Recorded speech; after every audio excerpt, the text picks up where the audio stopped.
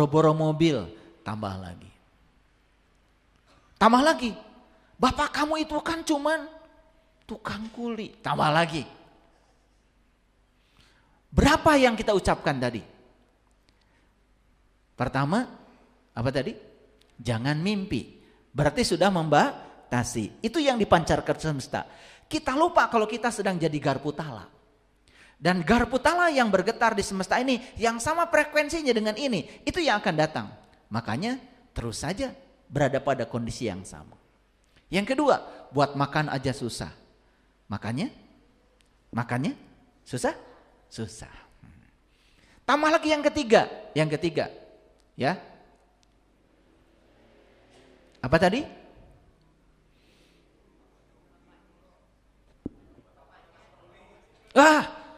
Bapakmu cuma kuli. Ya bapaknya kuli terus. Pernah mengucapkan itu? Oke. Dari mana ucapan itu? Bukankah dari sini? Dari sini dan dari perasaan kita sendiri. Bayangkan setiap hari kita terus menerus bergulat dengan itu. Kita tidak sadar kalau diri kita adalah sumber getar dan kita sedang menggetarkan yang di luar diri kita. Makanya akan hadir dalam kehidupan kita hanya itu saja. Sementara kita berpikir berkelimpahan, ingin uang banyak, ingin, betul? Orang lain baik, ingin sehat, tapi yang dipancarkan ke semesta yang sebaliknya. Makanya heran sekarang itu, ya. Ada orang ngajarkan ini doa mustajab, tidak mustajab. Doa dikabul, tidak dikabul. Dikabul tidak dikabul doa itu bukan tergantung kepada kata-kata doanya. Bergantung pada pikiran dan perasaanmu. Karena itu sebetulnya sumber utamanya. Jadi doa yang diucapkan dalam bentuk kata-kata itu hanya afirmasi saja. Tetapi apa yang kita katakan, kalau dinegasikan oleh pikiran dan perasaan kita, buat apa? Contoh, baru aja berdoa, ya Allah limpahkanlah rezeki kepadaku. Itu kata-katanya. Begitu anak bilang, Bu, tadi ada orang lewat, sepeda motornya bagus. Pengen Bu, jangan mimpi. Uang dari mana? Buat makannya susah. Padahal baru saja berdoa, ya Allah limpahkan rezeki. Kenapa sih ngomongnya nanti kita bisa beli. Nanti ada waktunya kita bisa beli. Bahkan saya ajarkan pada anak, kamu juga nanti kalau sudah besar pasti bisa beli. Kenapa sih tidak dipilih kata-kata yang mendukung doa kita? Itu yang tidak disadari karena hidup tanpa kesadaran. Akhirnya cari buku di toko buku, kumpulan doa-doa mustajab. Lah yang nulis bukunya aja tidak mustajab.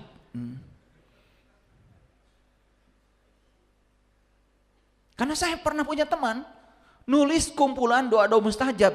Mohon maaf, susah hidupnya. Itu buku hanya untuk dijual pada orang lain dan tidak diamalkan oleh dirinya. Makanya suatu saat saya ajak diskusi dia. Saya ubah pikiran dan perasaannya. Kepada dia dimasukkan pikiran positif. Sampai sini mengerti? Oke. Nah, kenapa judul ini menjadi penting? Kenapa kita harus paham bahwa semesta ini adalah garpu tala kosmik? Karena apa yang kita getarkan lewat pikiran dan perasaan kita, itu yang akan datang ke dalam kehidupan kita. Coba sekarang diubah menjadi tanpa batas. Saya ini sekarang sedang mengalami satu kejadian yang luar biasa. Setiap hari ada orang datang ke rumah menawarkan tanah, menawarkan rumah, tiap hari. Dan ketika mereka menawarkan tanah, saya tidak mengatakan uang dari mana, tidak. Nanti kita lihat ya, semoga saya bisa membelinya. Ya keluarkan aja kata-kata itu. Daripada, wah Pak, punten, boro-boro meli tanah Pak, kalau tuang oge sesah, nah. Jadi bagaimana? Keimanan kita adanya di mana? Katanya Allah bersama kita, lebih dekat daripada urat nadi leher kita. Dia maha segalanya. Dia maha kaya, dia maha luas, dia maha kuasa, dia maha segalanya.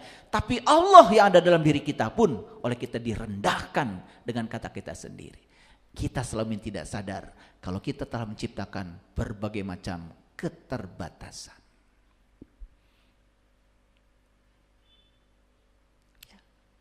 Saya kalau berangkat sama istri saya, nih istri saya tuh yang tuh paling cantik. Ini istri saya. Kenalkan istri saya.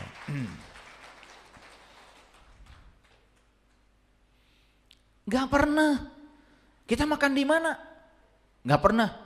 Ya yang penting makan lah. Gak pernah. Gak pernah. Karena tubuh ini istimewa. Tubuh ini mewah. Dan tubuh ini adalah amanah yang diberikan Allah yang harus dijaga. Maka tubuh ini kasih makanan yang bagus. Makanya saya sering bilang sama keluarga, sama anak-anak, nanti kita cari di dekat sini restoran yang paling bagus apa ya? Gitu. Di dekat sini hotel yang paling bagus untuk menginap hotel mana ya? Sekarang ini kan info tentang makanan, restoran, hotel, semuanya sudah ada. Buka keterbatasannya. Ada saya punya teman mau makan itu nggak makan-makan, muter aja cari yang murah.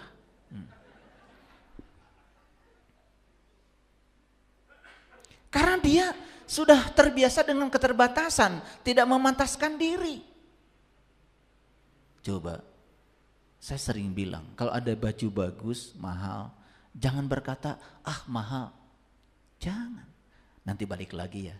Saya ambil kamu. Imajinasikan dan rasakan seakan-akan baju itu sudah kita pakai.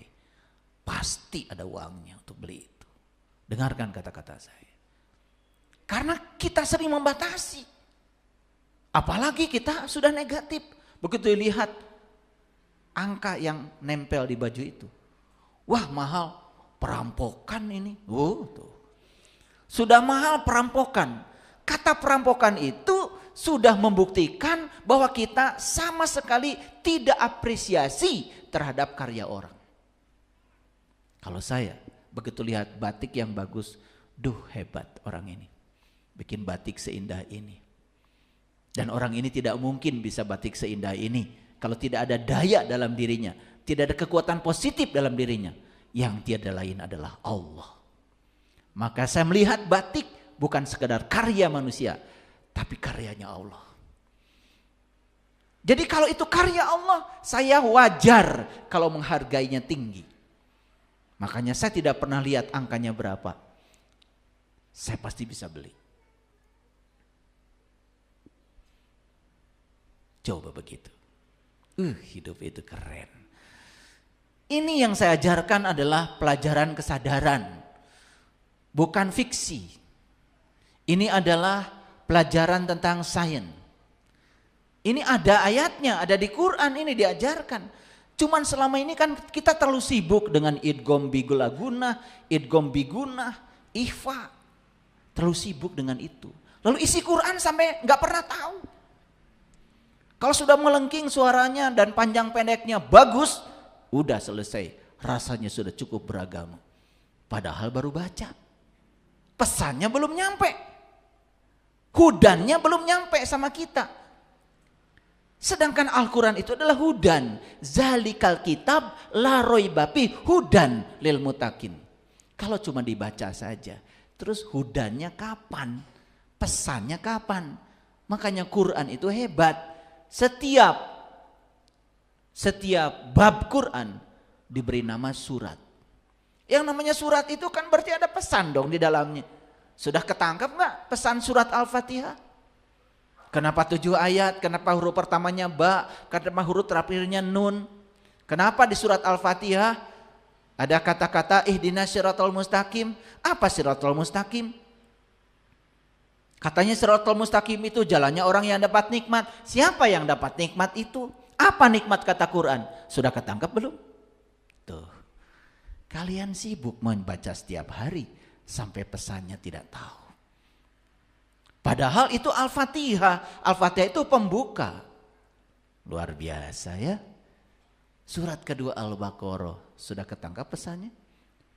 286 ayat itu. Coba. Dari mulai alif, lam, mim. Apa pesannya? Zalikal kitab. Itu kitab. Mana kitabnya? Kan waktu Rasulullah menerima ayat itu, Quran yang berwujud sekarang itu kan belum ada. Sedangkan kalau mengatakan itu kitab, berarti barangnya harus ada.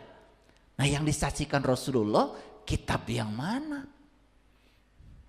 Kan Quran yang sekarang bungkelekan di depan kita itu belum ada.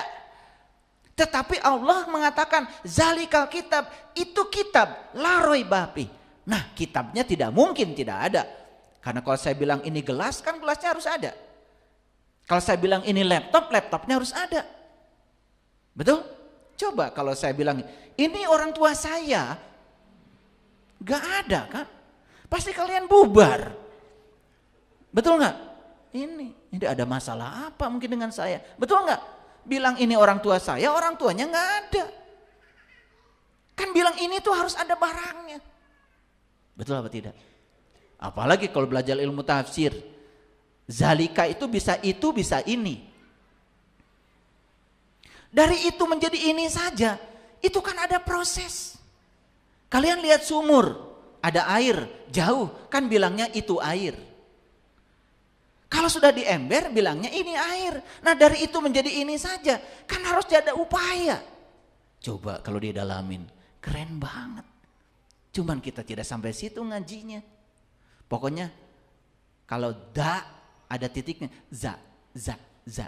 zalika. Kalau sudah benar mengucapkannya, baru disebut sudah beragama. Belum, kita baru bisa meniru cara orang Arab melafalkan itu. Tapi pesannya apa? Coba, hudan lil muttaqin, petunjuk bagi orang yang bertakwa. Pernah nanya siapa yang bertakwa itu? Tidak bisa langsung mengklaim saya. Ntar dulu. Lihat penjelasan orang yang bertakwa di Quran. Siapa? Gitu gak ngajinya? Gak gitu. Makanya apa? Ya nasibnya juga gitu-gitu aja. Hidupnya juga gitu-gitu aja. Bahkan masalahnya pun itu-itu saja. Keluhannya itu-itu saja. Aduh. Tidak kreatif hidup, masalah aja itu aja, atau bikin masalah yang baru. Oke, lanjut ya. Sudah paham ya judulnya? Saya tunjukkan ini gambar. Ini garpu tala yang satu, itu adalah sumber getarnya. Garpu tala yang kedua, ini garpu tala yang lain, cuman frekuensinya sama. Ternyata gelombang dari garpu tala satu bisa ditangkap oleh garpu tala 2. Kenapa? Sama frekuensinya. Jadi kalau saya memancarkan gelombang lewat otak saya dan perasaan saya, dan yang dipancarkan yang negatif, garpu tala mana di semesta ini yang akan bergetar? Yang sama frekuensinya. Yang sama frekuensinya. Tetapi kita selama ini tidak jujur. Kita mengira yang datang dalam kehidupan kita itu seakan-akan didatangkan oleh Allah. Tidak, yang mendatangkan kamu sendiri. Allah itu hanya Rabb al-Alamin. Dia adalah kehadiran, dia adalah keberadaan. Allah hanya menunggu apa yang kamu pancarkan. Maka Allah bilang, aku bergantung kepada sangkaan kamu. Aduh, memahami hadis itu aja dari dulu gak lulus-lulus. Saya juga gak ngerti, kalian tuh sibuknya apa?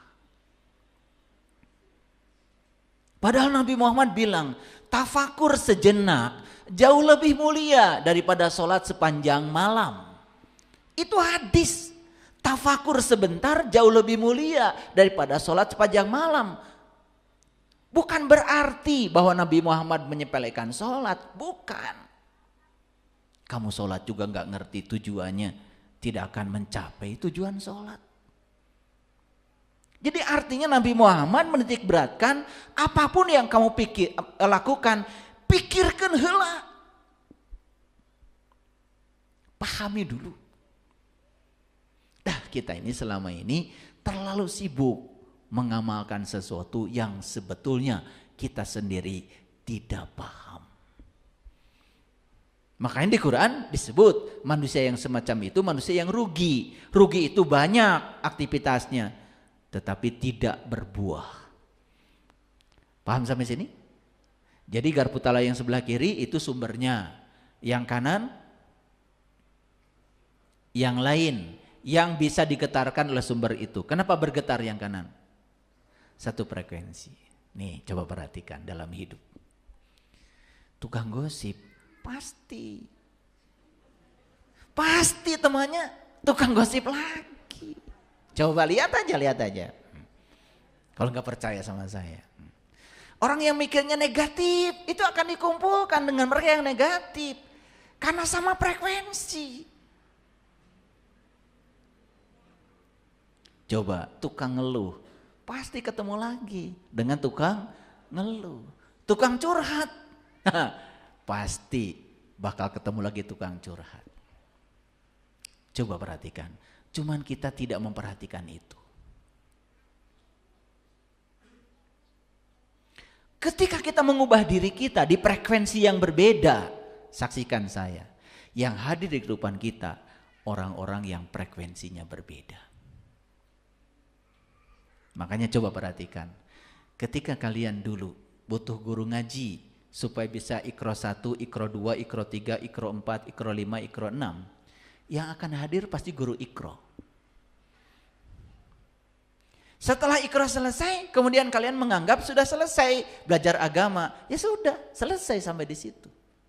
Tapi yang punya kebutuhan lain, saya ingin belajar ilmu hakikat, ilmu torikat, ilmu ma'rifat, di kebutuhan itu karena dia berada di frekuensi yang berbeda, akan hadir guru-guru yang berbeda. Perhatikan aja. Siapa yang menarik itu? Kita sendiri. Makanya mengubah nasib berarti mengubah pikiran dan perasaan. Oke, lanjut. Gambar apa ini? Yang sebelah kiri gambar pemancar. Yang sebelah kanan gambar radio. Nih supaya radio ini bisa menangkap siaran, apa yang harus dilakukan? Pertama radionya harus ada baterainya. Itu dulu. Betul? Iya dong, harus hidup. Lah nggak ada baterainya? Jadi kita harus hidup. Saya mau nanya dulu, kalian hidup apa tidak?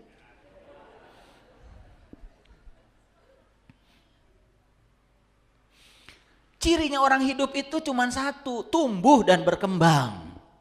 Sekarang saya tanya lagi, kalian tumbuh dan berkembang tidak? Mulai bingung. Atau difokuskan pertanyaannya, kalian sabarnya numbuh enggak? Kedewasanya numbuh enggak? Cara menerima kenyataan hidupnya numbuh enggak? Nah itu hidup baru.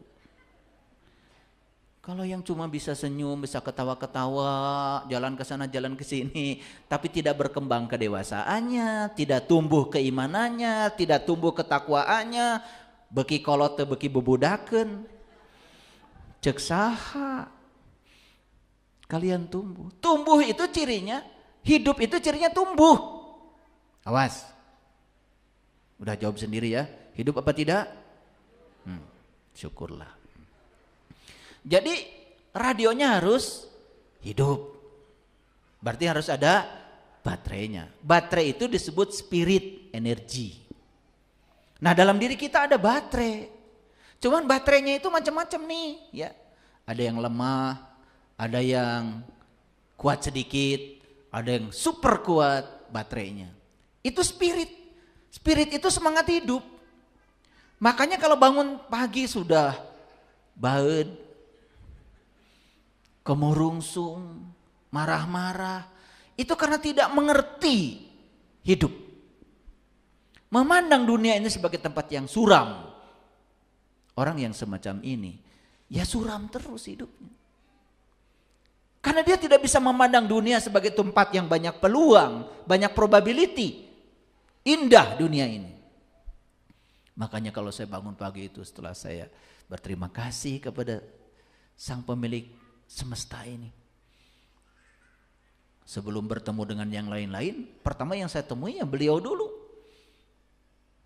Setelah itu kemudian saya meditasi. Saya berterima kasih pada tubuh saya. Dari ujung rambut saya bilang terima kasih kepala, terima kasih rambut, kamu keren. Terima kasih mata, kamu terus melayani, melihat keindahan semesta ini. Terima kasih telinga, keren kamu. Terima kasih hidung, terima kasih gigi. Makanya gigi saya sekarang usia saya 58 tahun, gak ada yang bolong.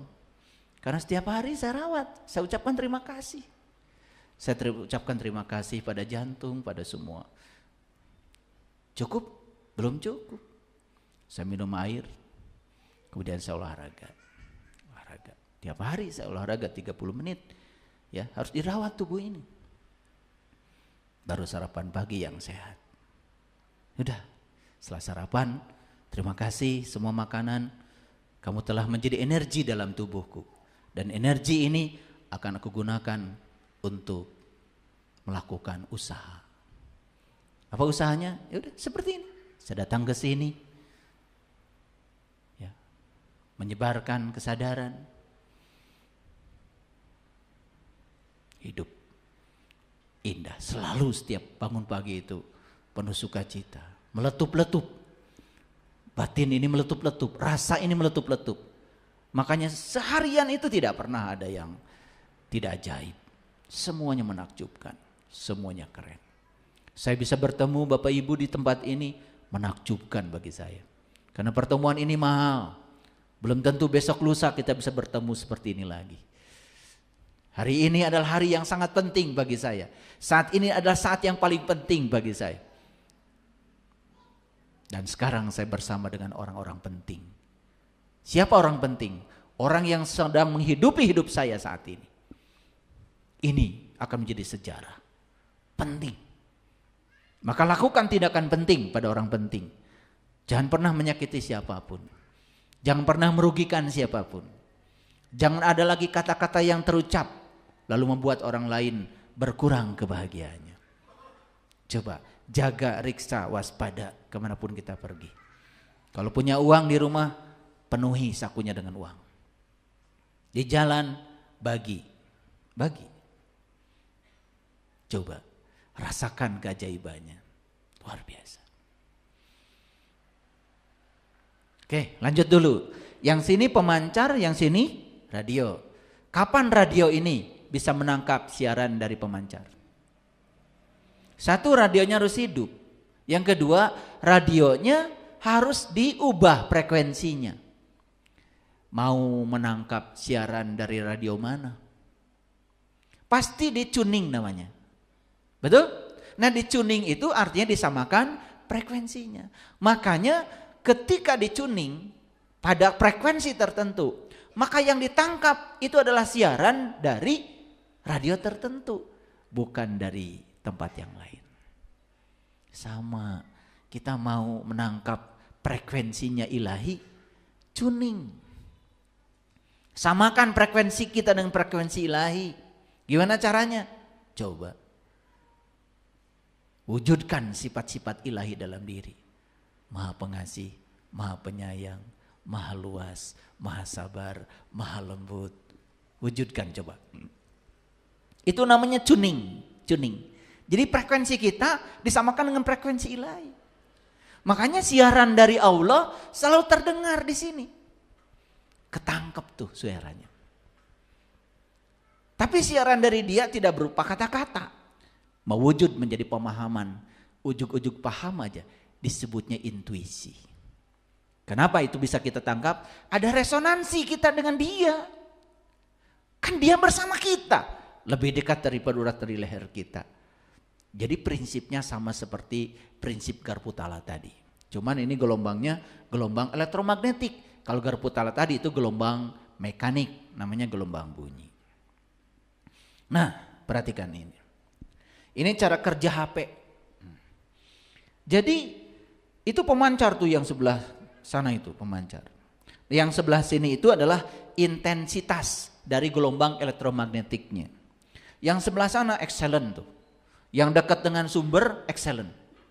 Agak jauh sedikit good. Nah, agak jauh di sini ya poor. Sudah mulai lemah signalnya. Nah, yang paling jauh no signal. Saya mau nanya, pernah nggak kita berada di no signal? Aduh, nggak ada sinyal. Betul? Mengeluh? Mengeluh. Kirim berita gosip nggak bisa. Padahal dia penting banget nih.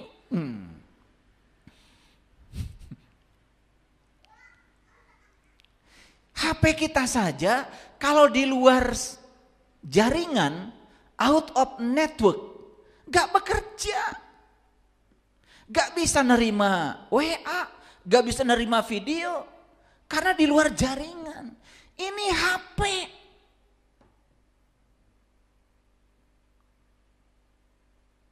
Makanya harus dekat dengan sumber.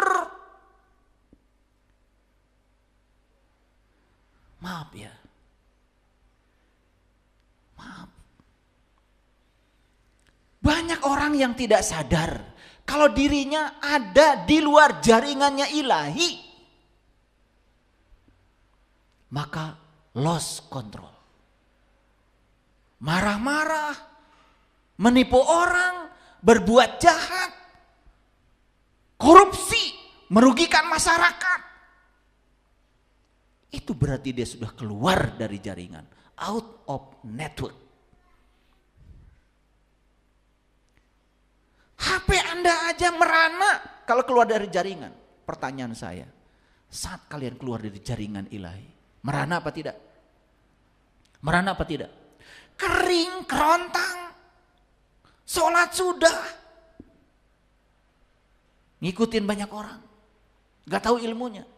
Puasa sudah, ngikutin banyak orang, gak tahu ilmunya. Haji sudah, umroh berkali-kali, baca syahadat setiap saat, gak ada dampak, gak resonansi, out of network. Makanya hidup tidak jelas, takut menghadapi kehidupan, takut menghadapi kematian. Banyak uang, susah, komo teu boga duit. Sehat, susah, komo gering.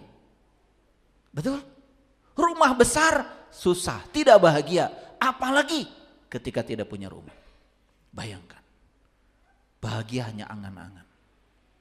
Kenapa? Gak tahu ilmunya. Dikiranya bahagia itu kalau mendapat. Hadirin, mendapatkan sesuatu itu bukan bahagia. Mendapatkan sesuatu itu artinya senang.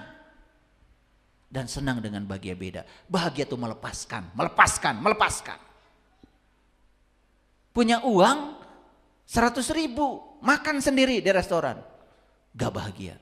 Tapi 100.000, makan dengan teman, beli nasi bungkus, 10 bungkus walaupun cuma 10.000, makan sama-sama.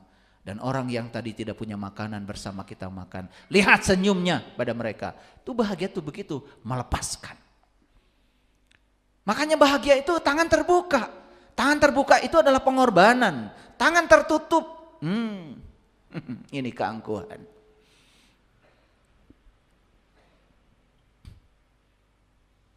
Yang lebih bodoh lagi manusia, tahu kalau memberi itu membahagiakan, tapi tidak melakukannya. Lebih bodoh lagi manusia, tahu ilmunya tetapi tidak melakukannya. Tahu kalau korupsi itu merampok hak orang lain, tapi tetap melakukannya. Itu orang yang paling bodoh. Gak ada artinya hidupnya.